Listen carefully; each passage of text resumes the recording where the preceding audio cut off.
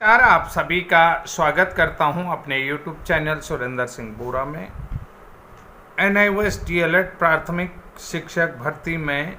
Eligibility को लेकर के क्या अपडेट चल रहा है और क्या अपडेट आगे भविष्य में आ सकता है, इन सभी बातों को लेकर के हम सभी राज्यों के NIOS DLED प्रशिक्षितों के संबंध में महत्वपूर्ण विषय पर चर्चा करेंगे और इस महत्वपूर्ण विषय में आगे क्या हो सकता है, इन सभी बातों को आज हम देखते हैं और पूरा एक सिनेरियो समरी टाइप का डिटेल जो है कि समझने का प्रयास करते हैं कि आगे भविष्य में क्या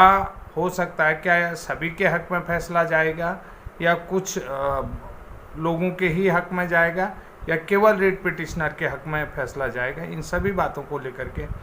हम आज बात करते हैं। NIOS DLED को लेकर के काफ़ी दिनों से माननीय सुप्रीम कोर्ट में केस चल रहा है। पिछले महीने में लगातार अलग अलग याचिकाओं में बैक टू बैक सुनवाई हुई है और इस महीने भी सुनवाई जारी है। NIOS DLED को लेकर के किस तरह से माननीय सुप्रीम कोर्ट में सुनवाइयाँ चल रही हैं, इसको देखकर लगता है कि बहुत जल्द ही NIOS DLED केस का फैसला आ जाएगा और लाखों अभ्यर्थी जो सपने सजोए हैं, जो ख्वाब देख रहे हैं शिक्षक बनने के, तो उनके लगभग ख्वाब सच होने की तरफ आगे बढ़ रहे हैं। हम बात करते हैं जस्टिस BR गवई ने जिस तरीके से NIOS DLED के लिए एक पॉजिटिव स्टैंड ले लिया है। हालांकि इससे पहले हम आप लोगों को ये भी बताना चाहेंगे कि 28 नवंबर 2023 को भी NIOS DLED को जस्टिस गवई ने ही प्राथमिक शिक्षक भर्ती से बाहर किया था कि उसे एक सिंगल विंडो प्रोग्राम बता करके ये कह दिया था कि हम इसको रेगुलर DLED के समकक्ष नहीं मान सकते हैं क्योंकि यह 18 महीने का है। तो जिस बात को लेकर के उन्होंने अब जो है कि केस का डायरेक्शन बदला है, यानी कि जस्टिस गवई ने अब जिस बात को लेकर के केस की दिशा बदली है और उन्होंने स्पष्ट कह दिया है कि जो फैसला था 28 नवंबर 2023 का, वो इन सर्विस टीचर्स के लिए तो था ही नहीं। ऐसे में NIOS DLED के साथ क्या होने वाला है, ये बड़ा सवाल है। यानी कि अब NIOS DLED के साथ क्या होगा, ये बहुत बड़ा सवाल है और उन लाखों अभ्यर्थियों के लिए है कि क्या सभी NIOS DLED वालों को प्राथमिक शिक्षक बनने का मौका मिलेगा, क्या सभी को रेगुलर DLED के समकक्ष मान लिया जाएगा। इस बात को भी हम यहाँ पर देखना होगा, इस बात पर भी हमें ध्यान देना होगा कि जो NIOS DLED होता है वो ओपन से होता है। जो DLED होता है वो 18 महीने का DLED होता है। जो भी ओपन से DLED होता है वो 18 महीने का DLED है। इसको माननीय कोर्ट ने पहले ही स्पष्ट कर दिया है कि NIOS DLED को हम 2 साल का रेगुलर DLED के इक्विवेलेंट नहीं कर सकते। समझ रहे हैं, यहाँ पर ये बहुत बड़ी वजह है कि हम जो NIOS DLED का ओपन DLED है उसको हम 2 साल के रेगुलर DLED के इक्विवेलेंट नहीं कर सकते हैं। इस वजह से आप लोगों ने देखा होगा कि पिछली भर्तियों में NIOS DLED को वैध नहीं माना गया था, यानी कि NIOS DLED को बाहर कर दिया था, वैध नहीं माना गया था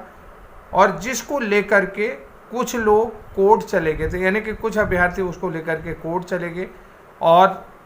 कोर्ट का फैसला अभी आया नहीं है। 4 या 5 राज्यों ने अपनी तरफ से अलग अलग याचिकाएं लेकर के कोर्ट गए हैं और उसको एक्सेप्ट भी कर लिया है। जैसा कि आप लोगों ने देखा होगा कि उसमें इंटरिम रिलीफ की भी बातें आ रही हैं कि इन अभ्यर्थियों को जो आने वाली भर्तियां हैं उनमें इंटरिम रिलीफ दिया जाए और कुछ छात्र अलग से भी कोर्ट गए हुए हैं। इन सब को कोर्ट ने अब माननीय सर्वोच्च न्यायालय ने इन सभी याचिकाओं को कोर्ट ने इकट्ठा कर करके सभी जगह से अलग अलग जो भी याचिकाएँ, अलग अलग राज्यों से जो भी याचिकाएँ आ रही, किसी भी व्यक्ति की अलग अलग याचिकाएँ आ रही जो सेम मैटर है, सेम ही चीज़ें हैं, उनको सभी जगह से अलग अलग जगह से एक जगह इकट्ठा किया जा रहा है और एक जगह पर उसकी सुनवाई हो रही है। अब यहाँ पर बात होती है कि अलग अलग तरीके की जो याचिकाएं हैं और अलग अलग चीज़ें हैं और अलग अलग मुद्दों को लेकर के ये याचिकाएं लगी हुई हैं। पहली चीज़ हमें देखना होगा कि विभिन्न सरकारी योजनाओं के तहत पढ़ाने वाले शिक्षकों के लिए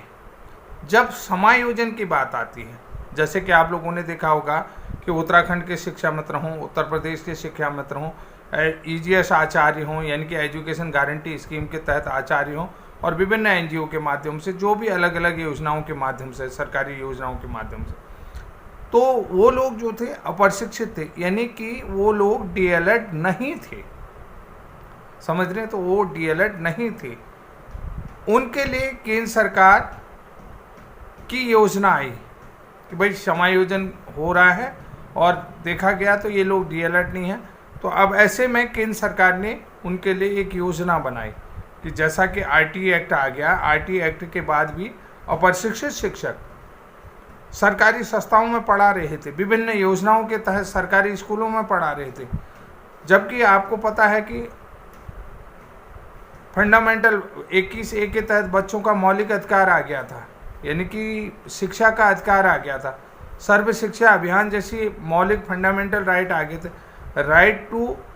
children to free and compulsory education plan आ गया था कि निःशुल्क एवं अनिवार्य बाल शिक्षा अधिकार अधिनियम 2009 आ गया। तो ऐसे में ये भी जो सरकार की योजना थी कि इनको प्रशिक्षित करना भी बहुत ज़रूरी था, इन लोगों को प्रशिक्षित होना भी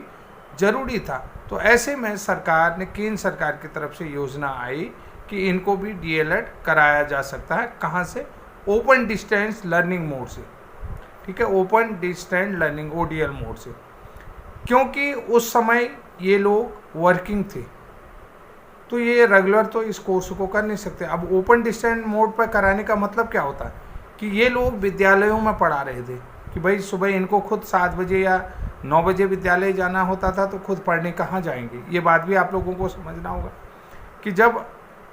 अभ्यर्थी खुद कहीं पढ़ाने जा रहा है तो वो 9 बजे प्रशिक्षण लेने या 7 बजे प्रशिक्षण लेने खुद पढ़ने तो नहीं जा सकता। तो रेगुलर, देखो रेगुलर इनको DLED कराना संभव नहीं था, उसके लिए ओपन ही एक तरीका था, डिस्टेंस मोड ही एक तरीका था। इन लोगों को डिस्टेंस मोड से ही प्रशिक्षित किया जा सकता था, ताकि बच्चों को क्वालिटी एजुकेशन प्रोवाइड कराई जा सके, जितना भी ये बच्चों को गुणवत्तापूर्वक शिक्षा दी जा सके। तो ये ओपन डिस्टेंस लर्निंग ही एक तरीका था और उसी से DLED करके, यानी कि ओपन डिस्टेंस से ही DLED करके ये अभ्यर्थी अपनी क्वालिफ़िकेशन को पूरा कर सकते हैं या इनको अपनी क्वालिफ़िकेशन पूरी करनी है। अब रही बात कि भाई आपको समायोजित तभी किया जाएगा जब आपकी क्वालिफ़िकेशन पूरी होगी। अब अगर यहाँ पर देखिए, न्यूनतम क्वालिफ़िकेशन आपने शिक्षक बनने के लिए पूरी कर ली है तो आपको समायोजित कर दिया जाएगा। भाई जब आप, तभी समायोजन होगा जब आपके पास मिनिमम अगर समायोजन होता है, तो अगर भविष्य में भी समायोजन होता है तो आपको वेटेज मार्क्स भी दिया जाएगा, वेटेज अंक दिया जाएगा और आप मान्य होंगे।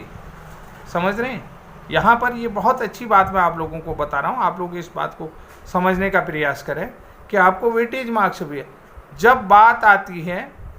आती है या जब बाद में समायोजन की बारी आती है, समझ रहे हैं, जब बात समायोजन की आती है या जब बाद में समायोजन की बारी आती है, तो इसमें से कुछ लोग तो समायोजित हो रहे हैं और कुछ लोग समायोजित नहीं हो रहे हैं। यानी कि जो लोग देखिए टेट गाइडलाइन पूरा करते हैं, जिनके पास न्यूनतम क्वालिफिकेशन यानी कि शिक्षक पूर्व शिक्षा दक्षताएं जिनने पूरी कर ली हैं, कि यानी कि शिक्षक पूर्व शिक्षक दक्षताएं जिन्होंने पूरी कर ली हैं, यानी शिक्षक बनने से पूर्व जिनने भी अपनी दक्षताएं पूरी कर ली हैं, तो वो जो है कि शिक्षक बन सकते हैं, उनका समायोजन हो सकता है। तो कुछ लोग समायोजित हुए और कुछ लोग नहीं। और कुछ अन्य छात्रों ने भी, जैसे कि कुछ लोग जो है कि उस समय देखिए सरकारी योजनाओं के अलावा प्राइवेट स्कूलों में भी पढ़ा रहे थे। गैर मान्यता प्राप्त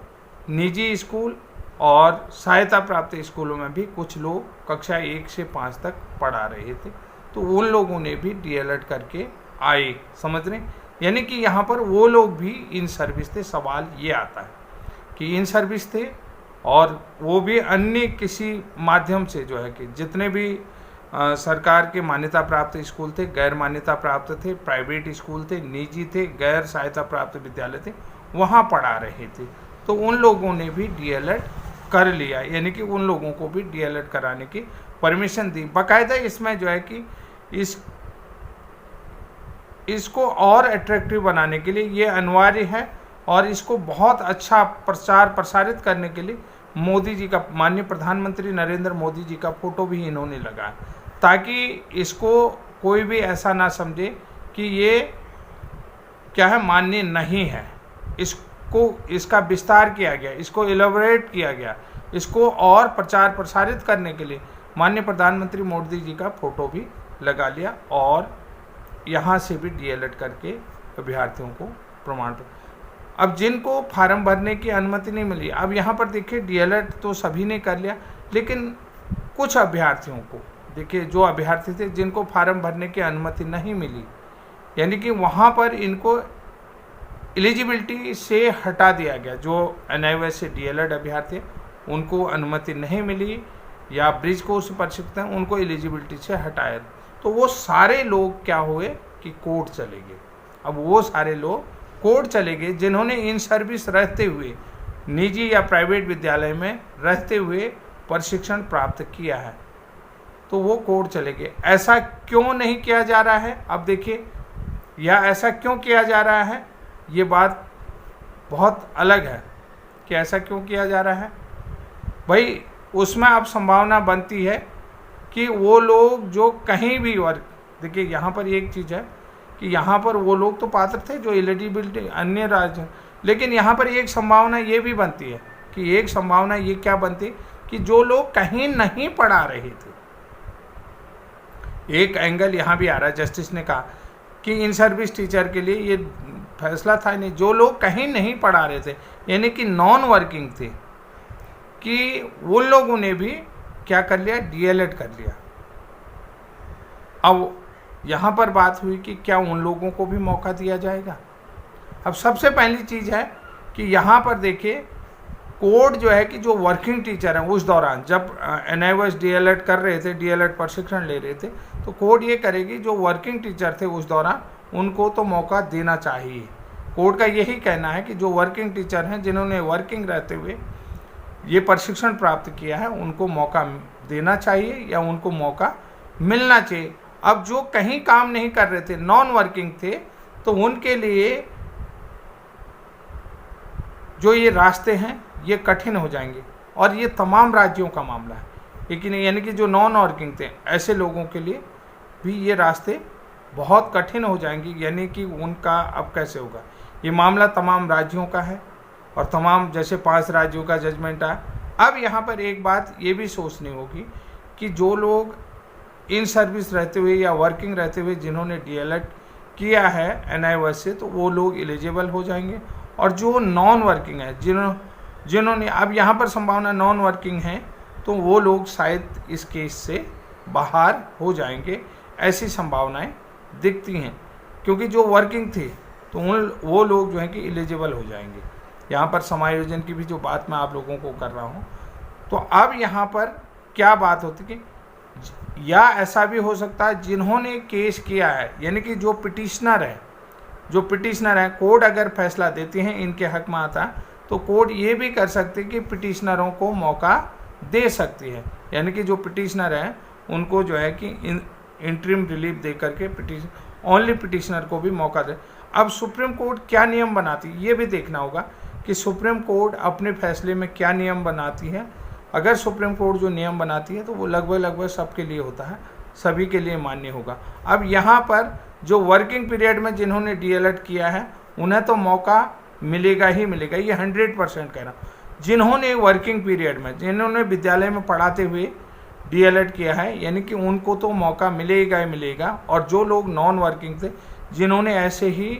डीएलएड कर लिया है, तो उनके लिए ये रास्ते थोड़े कठिन हो जाएंगे और माननीय सुप्रीम कोर्ट का जस्टिस गवई का फैसला थोड़ा कठिन हो सकता है। अब देखना ये ना हो कि अगर जहाँ पर तादाद ज़्यादा बढ़ेगी तो हो सकता है सुप्रीम कोर्ट जो है कि ओनली पिटिशनर को भी मौका दे सकता है। वैसे जहाँ तक संभावना यही है कि पिटिशनर को फ़ायदा मिलेगा, जितने भी अधिक लोग पिटिशनर होंगे तो उतने लोगों को, पिटिशनरों को फ़ायदा मिलेगा। ये आने वाला अपडेट भी रहेगा और आज तक की समीक्षा भी इस केस में